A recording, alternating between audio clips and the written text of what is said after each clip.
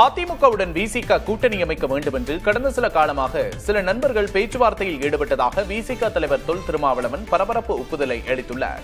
செங்கல்பட்டு மாவட்டம் செய்யூர் தொகுதிக்குட்பட்ட புதுப்பட்டினத்தில் தனது கட்சி வேட்பாளர் சிந்தனை செல்வனை ஆதரித்து பரப்புரையில் ஈடுபட்டவர் தான் திமுகவோடு தொடர்ந்து இடம்பெற்றிருப்பதற்கு கொள்கை பிடிப்பே காரணம் என்று விளக்கமளித்தார். அதிமுகவோடு விசிக கூட்டணி வைத்திருந்தால் பழனிசாமி பிஜேபியோடு கூட்டணி வைத்திருக்க மாட்டார் என்றும் தேர்தல் களமே மாறியிருக்கும் என்றும் திருமாவளவன் கூறியுள்ளார். காலமா அதற்கான சில முயற்சிகள் சில தோழர்கள் சில நண்பர்கள் வந்து என்கிட்ட பேசினாங்க. நீங்க அவரோட போயிட்டா கட்டாயமா அவர் பிஜேபி போக மாட்டாங்க, நீங்க வந்துட்டா நிறைய ரீஅலைன்மெண்ட் நடக்கும் வாங்க அப்படின்னு பல பேர் கிட்ட வந்து பேசினாங்க. இதெல்லாம் ஒன்றும் பொருள் கிடையாது, இட்டுக்கட்டி சொல்லுகிற கதை இல்லை. நான் சொன்னேன் இல்ல, நான் இந்த கூட்டணியில் தான் இருப்பேன், இந்த கூட்டணியை நான் பலவீனப்படுத்த ஒருபோதும் காரணமாக இருக்க மாட்டேன், இந்த கூட்டணி சிதறுவதற்கு நான் இடம் கொடுக்க மாட்டேன், இந்த கூட்டணியை வலிமைப்படுத்துவது என்னுடைய பொறுப்பு. தமிழக உள்துறை செயலாளர் தீரஜ்குமார் மாற்றப்பட்டு மணிவாசன் நியமிக்கப்பட்டதற்கு எதிர்ப்பு தெரிவித்து தேர்தல் ஆணையத்திற்கு திமுக பொருளாளர் டி.ஆர். பாலு கடிதம் எழுதியுள்ளார். இந்திய தலைமை தேர்தல் ஆணையர் மற்றும் இரு தேர்தல் ஆணையர்களுக்கு அவர் எழுதிய கடிதத்தில் தேர்தல் பணியில் தொடர்பில்லாத அதிகாரிகளை மாற்றக்கூடாது என்றும் இத்தகைய நடவடிக்கை தொடர்ந்தால் சட்டப்படி நடவடிக்கை எடுக்கப்படும் என்றும் கூறியுள்ளார்.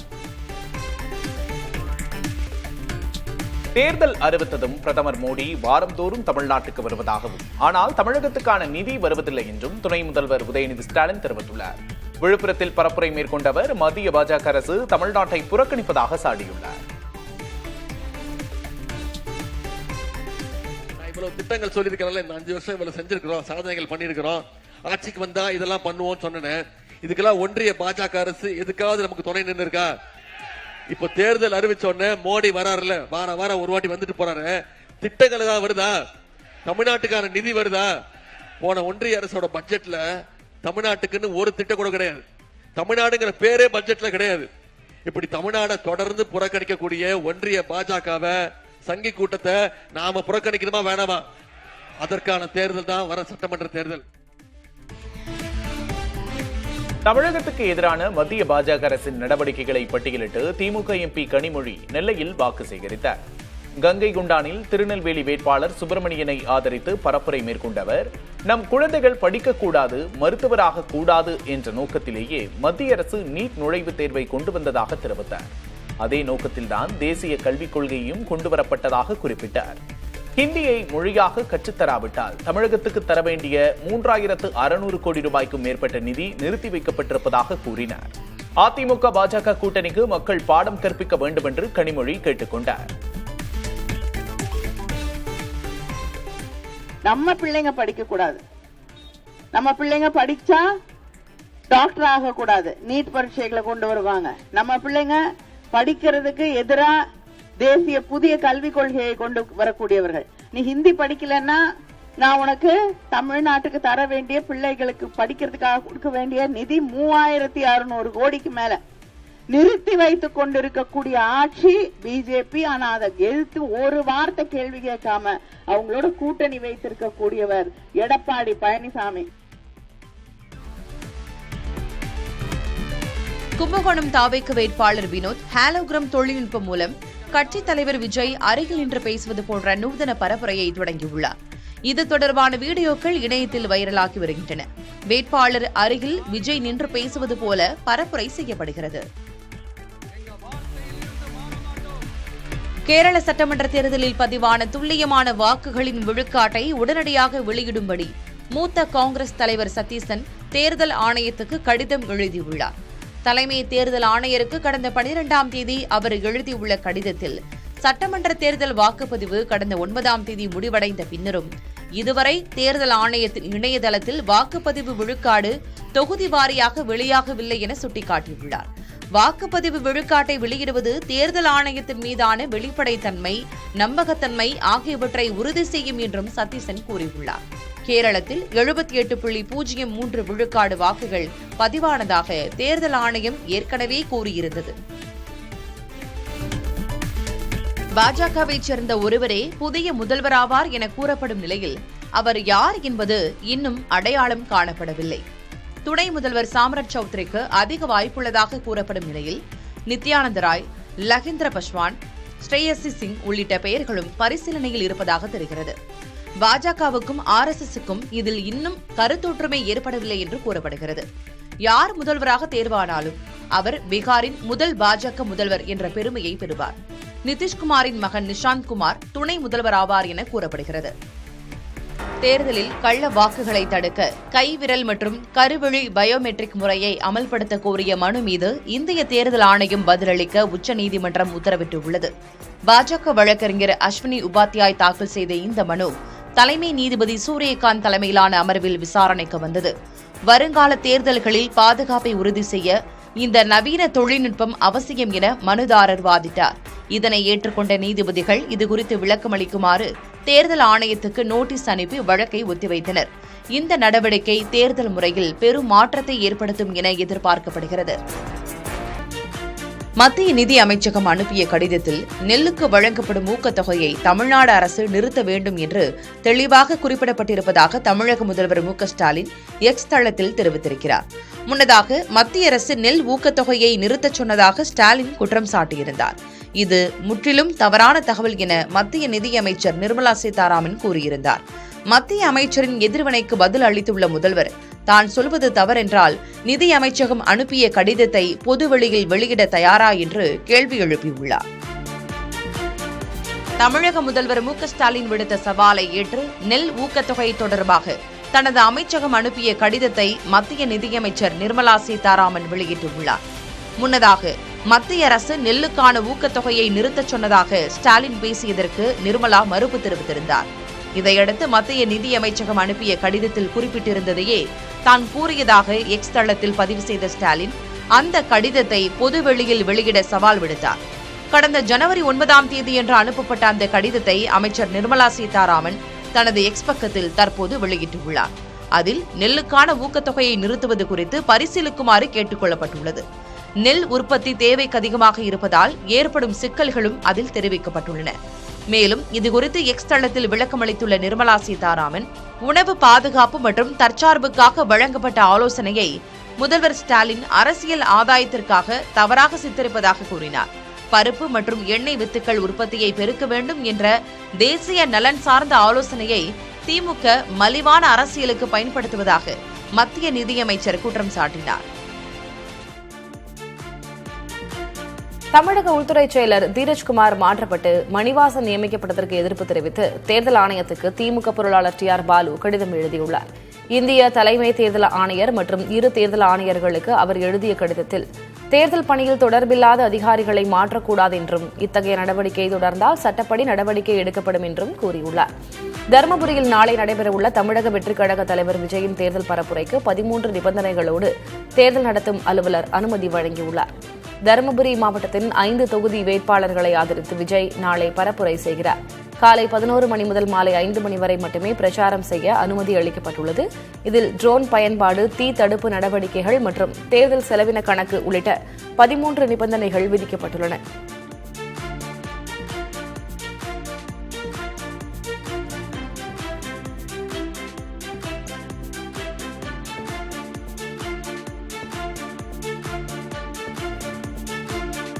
பாமக நிறுவனர் ராமதாஸ் தனது உடல்நலம் குறித்து விசாரித்த முதலமைச்சர் ஸ்டாலினுக்கு நன்றி தெரிவித்துள்ளார்.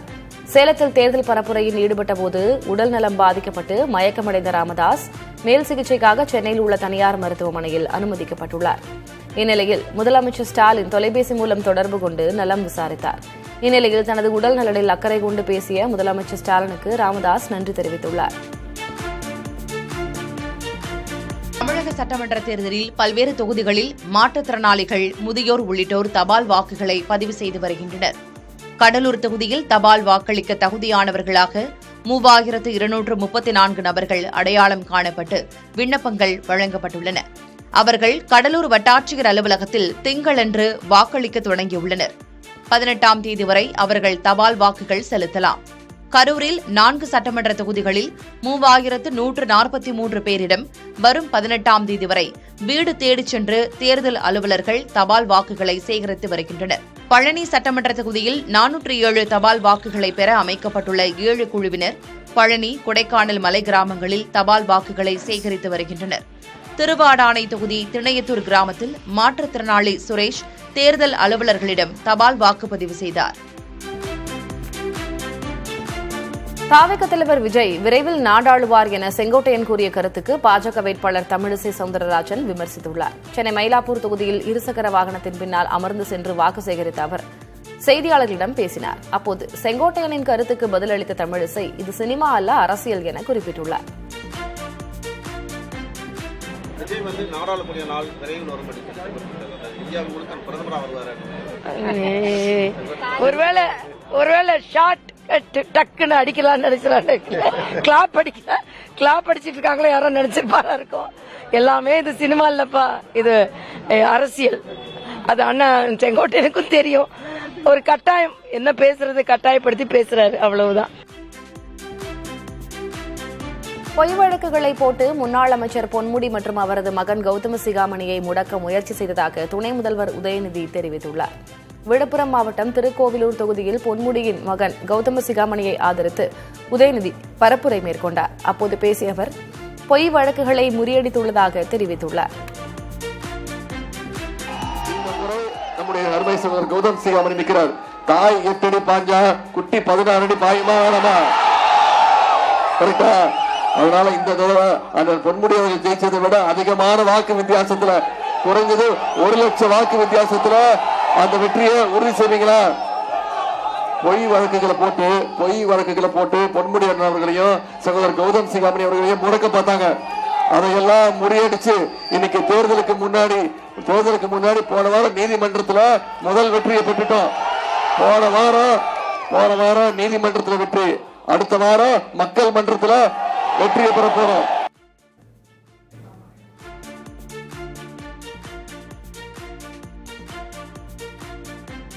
முத்துராமலிங்க தேவரின் கால் நக அழுக்கிற்கு கூட தான் சமமில்லை என பாஜக முன்னாள் மாநில தலைவர் அண்ணாமலை தெரிவித்துள்ளார்.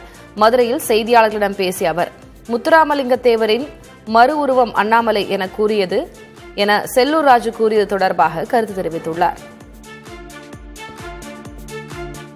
முத்துராமலிங்க தேவர் ஐயாவுடைய கால் நெகத்தில் இருக்கக்கூடிய அழுக்குக்கு நான் சமம் கிடையாது. அவ்வளவு பெரிய மாமனிதர், ஒரு மேதை, ஒரு கடவுளாக நான் பார்க்கக்கூடிய ஒரு மனிதர். அண்ணன் செல்லூர் ராஜு அவர்கள் ரொம்ப அன்பானவர், ரொம்ப எளிமையானவர். நேற்று அண்ணன் அவர்களுக்கு பிரச்சாரம் செய்வதற்கு ஒரு பெரிய வாய்ப்பு கிடைச்சது. ஆனால் அண்ணன் அவர்கள் ஒரு மிகப்பெரிய வெற்றியை பதிவு செய்து இங்கிருந்து சட்டமன்றத்திற்கு மதுரையின் சார்பாக சென்று மதுரைக்கு நிறைய நல்ல விஷயங்கள் செய்வார்கள் என்று முழுமையாக நான் நம்புகின்றேன். இருந்தும் அவருடைய கருத்து பெருமைப்படுத்த வேண்டும் என்பதற்காக அண்ணன் சொன்னாங்க. அவருடைய பெருந்தன்மை அது. மகளிர் இடஒதுக்கீடு சட்ட திருத்தத்தை நிறைவேற்றி புதிய வரலாறு படைக்க நாடாளுமன்றம் தயாராகி வருவதாக பிரதமர் மோடி பேசியுள்ளார். டெல்லியில் நடைபெற்ற பெண்கள் தொடர்பான மாநாட்டில் பேசிய பிரதமர் மோடி, பெண்கள் இடஒதுக்கீடு சட்டம் 2029ஆம் ஆண்டு தேர்தலிலேயே அமலுக்கு வரும் என நம்பிக்கை தெரிவித்தார். சமூக நீதி என்பது வெறும் முழக்கமாக இருக்கக்கூடாது என்றும் அது நமது செயல்பாடுகளிலும் முடிவெடுக்கும் முறைகளிலும் இயல்பான ஒரு அங்கமாக இருக்க வேண்டும் என்றும் தெரிவித்தார். சமத்துவமான இந்தியாவை உருவாக்குவதே அரசின் இலக்கு என்பதை மீண்டும் வலியுறுத்தினார். நாடாளுமன்றத்தில் ஏப்ரல் 16ஆம் தேதி முதல் நடைபெறவுள்ள சிறப்பு கூட்டத்தொடரில் இந்த சட்ட திருத்தம் தொடர்பாக முக்கிய விவாதங்கள் மற்றும் முடிவுகள் எடுக்கப்பட உள்ளன. மகளிர் இடஒதுக்கீட்டை அமல்படுத்துவது என்ற பெயரில் தொகுதி மறுவரையறையை திணித்து அரசியலமைப்பு சட்டத்தின் மீது மோடி அரசு தாக்குதல் நடத்துவதாக காங்கிரஸ் மூத்த தலைவரும் மாநிலங்களவை உறுப்பினருமான சோனியா காந்தி குற்றம் சாட்டியுள்ளார். தி இந்து நாளிதழில் அவர் எழுதியுள்ள கட்டுரையில் 2029இல் இடஒதுக்கீட்டை வழங்க தொகுதி எண்ணிக்கையை 816ஆக உயர்த்தும் அரசின் மறைமுக திட்டம் ஆபத்தானது என்று எச்சரித்துள்ளார். இது குடும்ப கட்டுப்பாட்டை சிறப்பாக பின்பற்றிய தென் மாநிலங்களின் அரசியல் செல்வாக்கை சிதைக்கும் முயற்சி என்றும் சாடியுள்ளார். மேலும் தமிழ்நாடு மற்றும் மேற்குவங்க மாநிலங்களில் வாக்குப்பதிவு நடைபெறுவதற்கு முன்பு மகளிர் இடஒதுக்கீடு குறித்த கூட்டத்தொடரை நடத்த மத்திய பாஜக அரசு அவசரம் காட்டுவது அதன் மூலம் தேர்தல் ஆதாயத்தை பெறுவதற்காகவே என்றும் சோனியா கூறியுள்ளார். மத்திய பாஜக அரசும் 19 மாநில பாஜக அரசுகளும் ஒன்று திரண்டு தன்னை எதிர்ப்பதாக மேற்குவங்க முதல்வர் மம்தா பானர்ஜி பேசியுள்ளார். ஆனால் சாமானிய மக்கள் நலன் கருதி ஒற்றையாளாக அரசுகளை எதிர்த்து தான் போராடிக் கொண்டிருப்பதாக மம்தா குறிப்பிட்டார். டெல்லியிலிருந்து படைகளை அனுப்பி வங்கத்தை வென்றுவிடலாம் என மோடி அரசு கருதுவதாகவும் ஆனால் அது நடக்காது என்றும் மம்தா தெரிவித்துள்ளார். இம்முறை 226 தொகுதிகளுக்கு மேல் தங்கள் கட்சி வென்று ஆட்சியை தக்க வைக்கும் என்றும் மம்தா பானர்ஜி பேசினார். பீகாரில் 20 ஆண்டுகளாக முதல்வராக இருந்து வரும் நிதிஷ்குமார் நாளை முதல்வர் பதவியை ராஜினாமா செய்ய உள்ளார். நாளை நிதிஷ்குமார் தலைமையில் அமைச்சரவை கூட்டம் நடைபெறவுள்ளது. இதுவே நிதிஷ்குமார் தலைமையிலான கடைசி அமைச்சரவை கூட்டமாக கருதப்படுகிறது. இதன் பிறகு ஆளுநரிடம் நிதிஷ்குமார் ராஜினாமா கடிதத்தை சமர்ப்பிப்பார் என்று கூறப்படுகிறது. நிதிஷ்குமார் மாநிலங்களவை உறுப்பினராக பதவியேற்றதால் முதல்வர் பதவியை கைவிட உள்ளார். இந்தியாவில் அதிக காலம் ஆட்சி செய்த முதல்வர்கள் பட்டியலில் நிதிஷ்குமார் 8வது இடத்தில் உள்ளார். விளைபொருட்களுக்கான குறைந்தபட்ச ஆதரவு விலையை நிர்ணயிக்கும் போது அந்தந்த மாநிலங்கள் முன்வைக்கும் விவசாய செலவு மதிப்பீடுகளுக்கு முக்கியத்துவம் அளிப்பது தொடர்பான வழக்கில் மத்திய அரசுக்கு உச்சநீதிமன்றம் நோட்டீஸ் அனுப்பியுள்ளது. விளைபொருட்களுக்கு குறைந்தபட்ச ஆதரவு விலையை நிர்ணயிக்கும் போது பயிர் சாகுபடிக்கான உண்மையான செலவை அடிப்படையாக கொண்டு மாநிலங்கள் வழங்கும் பரிந்துரைகளுக்கு முக்கியத்துவம் அளிக்க வேண்டும் என கூறி வழக்கு தொடரப்பட்டது. அறிவிக்கப்பட்ட அனைத்து விளைபொருட்களையும் குறைந்தபட்ச ஆதரவு விலை கொடுத்து அரசு முழுமையாக கொள்முதல் செய்வதை உறுதி செய்ய வேண்டும் எனவும் மனுவில் கூறப்பட்டிருந்தது. இதை விசாரித்த நீதிபதிகள் இதுகுறித்து பதில் தர அரசுக்கும் சம்பந்தப்பட்ட தரப்புகளுக்கும் நோட்டீஸ் அனுப்ப உத்தரவிட்டனர். விவசாயிகளின் வாழ்வாதாரத்தை பாதுகாப்பதிலும் விளைபொருட்களுக்கு உரிய விலை கிடைப்பதை உறுதி செய்வதிலும் இந்த வழக்கு முக்கியத்துவம் வாய்ந்ததாக கருதப்படுகிறது. ராஜஸ்தான் அரசு 2025 கொண்டு வந்த மதமாற்ற தடை சட்டத்தை ரத்து செய்ய கோரும் மனுவை விசாரிக்க உச்சநீதிமன்றம் ஒப்புக்கொண்டுள்ளது. தலைமை நீதிபதி சூரியகாந்த் தலைமையிலான அமர்வு இதுகுறித்து மத்திய மற்றும் ராஜஸ்தான் அரசு பதிலளிக்க உத்தரவிட்டுள்ளது. இந்த சட்டம் அரசமைப்பு சட்டத்துக்கு எதிரானது என அறிவிக்க கோரி மனுதாரர் தரப்பில் வாதிடப்பட்டது. ராஜஸ்தான் சட்டத்திற்கு எதிராக நிலுவையில் உள்ள மற்ற மனுக்களுடன் இந்த புதிய மனுவையும் இணைத்து விசாரிக்க நீதிமன்றம் உத்தரவிட்டுள்ளது. உத்தரப்பிரதேசம், கர்நாடகா உள்ளிட்ட மாநிலங்களின் மத மாற்ற தடை சட்டங்களுக்கு எதிராக தொடரப்பட்ட வழக்குகளையும் உச்சநீதிமன்றம் விசாரித்து வருகிறது. ஆஸ்திரேலிய ராணுவத்தின் புதிய தலைமை தளபதியாக லெப்டினன்ட் ஜெனரல் சூசன் காயில் நியமிக்கப்பட்டுள்ளார். இதன் மூலம் ஆஸ்திரேலியாவின் வரலாற்றிலேயே முதல் முறையாக ஒரு பெண் ராணுவத்தை வழிநடத்த உள்ளார். வரும் ஜூலை மாதம் அவர் பொறுப்பேற்பார் என்று பிரதமர் ஆண்டனி அல்பனிஸ் அறிவித்துள்ளார். ராணுவத்தில் நிலவும் பாலியல் புகார்களுக்கு மத்தியில் பெண் அதிகாரிகளின் எண்ணிக்கையை 25% உயர்த்த அரசு இலக்கு நிர்ணயித்துள்ளது. இந்த சூழலில் சூசன் காயிலின் நியமனம் முக்கியத்துவம் பெறுகிறது. மேலும் ஆஸ்திரேலிய பாதுகாப்பு படையின் ஒட்டுமொத்த தலைவராக வைஸ் அட்மிரல் மார்க் ஹம்மண்ட் நியமிக்கப்பட்டுள்ளார். பிரேசிலின் ரியோ டி ஜெனிரோவில் நடைபெற்ற செயில் ஜிபி பாய்மர படகு போட்டியில் ஆஸ்திரேலியாவின் பிளையிங் ரூஸ் அணி அபார வெற்றி பெற்றுள்ளது. டாம் ஸ்லிங்ஸ்பி தலைமையிலான இந்த அணி ஞாயிற்றுக்கிழமை நடைபெற்ற 4 பந்தயங்களிலும் முதலிடம் பிடித்து சாதனை படைத்தது. இறுதிச் சுற்றில் ஸ்பெயின் மற்றும் ஸ்வீடன் அணிகளை வீழ்த்திய ஆஸ்திரேலியா 35 புள்ளிகளுடன் உலக தரவரிசையில் முதல் இடத்துக்கு முன்னேறியது. நடப்பு சாம்பியனான பிரிட்டன் அணி ஏமாற்றம் அளித்த நிலையில் அமெரிக்க அணி ஒட்டுமொத்த பட்டியலில் 3ஆம் இடத்தை பிடித்துள்ளது. இந்த வெற்றியின் மூலம் ஆஸ்திரேலியா இந்த ஆண்டின் தனது 2வது வெற்றியை பதிவு செய்துள்ளது.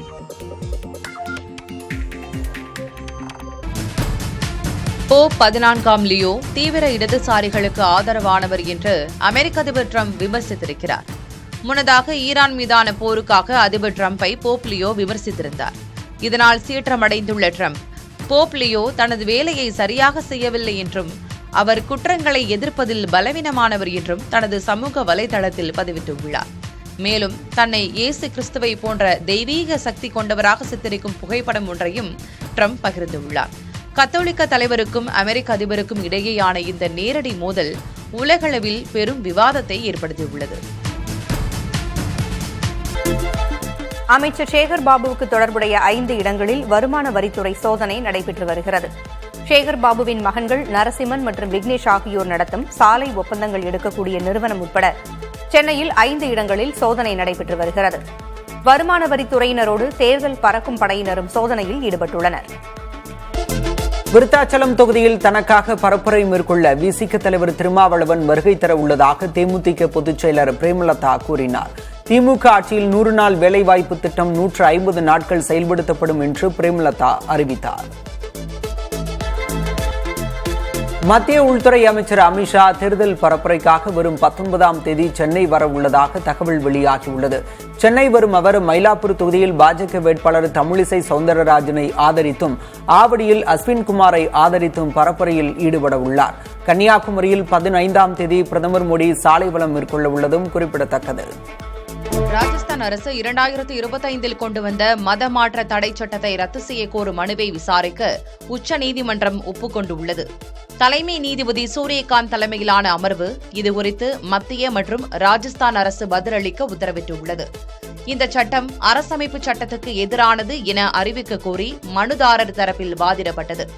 ராஜஸ்தான் சட்டத்திற்கு எதிராக நிலுவையில் உள்ள மற்ற மனுக்களுடன் இந்த புதிய மனுவையும் இணைத்து விசாரிக்க நீதிமன்றம் உத்தரவிட்டுள்ளது. உத்தரப்பிரதேசம், கர்நாடகா உள்ளிட்ட மாநிலங்களின் மத மாற்ற தடை சட்டங்களுக்கு எதிராக தொடரப்பட்ட வழக்குகளையும் உச்சநீதிமன்றம் விசாரித்து வருகிறது. விருதுநகர் மாவட்டம் சாத்தூர் அருகே பட்டாசு ஆலையில் ஏற்பட்ட வெடிவிபத்தில் ஒருவர் உயிரிழந்தார். மடத்தப்பட்டியில் 60க்கும் மேற்பட்ட தொழிலாளர்கள் பணியாற்றும் தொழிற்சாலையில் பட்டாசுகள் வெடித்து சிதறி விபத்து ஏற்பட்டது. இடிபாடுகளுக்குள் சிக்கி ஒருவர் உயிரிழந்த நிலையில் படுகாயமடைந்த மூவர் சிவகாசி அரசு மருத்துவமனையில் அனுமதிக்கப்பட்டுள்ளனர். ஆலை உரிமம் புதுப்பிக்கப்படாமல் இயங்கியதாக கூறப்படும் நிலையில் விபத்து குறித்து வெம்பக்கோட்டை காவல்துறையினர் விசாரணை மேற்கொண்டு வருகின்றனர். செங்கல்பட்டு ரயில் நிலையத்தில் ஓடும் ரயிலில் ஏற முயன்று தண்டவாள இடைவெளியில் விழுந்த இளைஞரை ரயில்வே பாதுகாப்பு படை காவலர் பிரத்வீப் குமார் சாமர்த்தியமாக மீட்டார். ஆந்திராவைச் சேர்ந்த தலுபுரி குரு என்பவர் தண்ணீர் வாங்கிவிட்டு ரயிலில் ஏற முயன்றபோது இந்த விபத்து நேர்ந்தது. மின்னல் வேகத்தில் செயல்பட்டு பயணியின் உயிரை காப்பாற்றிய காவலருக்கு பாராட்டுகள் குவிகின்றன. ஈரானுடன் பேச்சுவார்த்தை நடத்துவது பற்றி தமக்கு எந்த கவலையும் இல்லை என்று அமெரிக்க அதிபர் டொனால்டு டிரம்ப் அதிரடியாக தெரிவித்திருக்கிறார். ஈரானின் ஏவுகணை மற்றும் ட்ரோன் உற்பத்தி தளங்கள் பெருமளவு அழிக்கப்பட்டு விட்டதால் அவர்களின் ராணுவ வலிமை முற்றிலுமாக முடங்கியுள்ளதாக அவர் குறிப்பிட்டார். ஹோர்முஸ் நீரிணை விவகாரத்தில் ஈரான் கொடுத்த வாக்குறுதியை மீறியதே தற்போதைய முற்றுகைக்கு காரணம் என சுட்டிக்காட்டிய ட்ரம்ப் தாங்கள் இதுவரை கனிவாகவே நடந்து கொண்டிருப்பதாக எச்சரிக்கை விடுத்திருக்கிறார். இந்நிலையில் ஈரானின் பொருளாதார முதுகெலும்பை உடைக்கும் வகையில் அமெரிக்கா தனது அடுத்த கட்ட நடவடிக்கைகளை தீவிரப்படுத்தியுள்ளது. இஸ்ரேலின் வருடாந்திர ஹோலோகாஸ்ட் நினைவு தினத்தை முன்னிட்டு பிரதமர் பெஞ்சமின் நெதன்யாகு அந்த பேரழிவிலிருந்து உயிர் பிழைத்தவர்களை சந்தித்து பேசினார். அப்போது பேசிய அவர், இஸ்ரேலின் தற்போதைய ராணுவ பலம் கடந்த காலத்தை விட முற்றிலும் மாறுபட்டது என்றும் இனி ஒருமுறை ஹோலோகாஸ்ட் போன்ற கொடூரம் நிகழாது என்றும் உறுதியளித்தார். உயிர் பிழைத்தவர்களில் ஒருவரான அவிக்டோர் நியூமன் இச்சந்திப்பின் போது பிரதமர் நெதன்யாகுவுக்கு தங்கள் சமூகத்தின் ஆதரவை தெரிவித்தார். நாடு முழுவதும் மௌன அஞ்சலி மற்றும் பல்வேறு நினைவு நிகழ்வுகளோடு இந்த தினம் அனுசரிக்கப்பட்டு வருகிறது.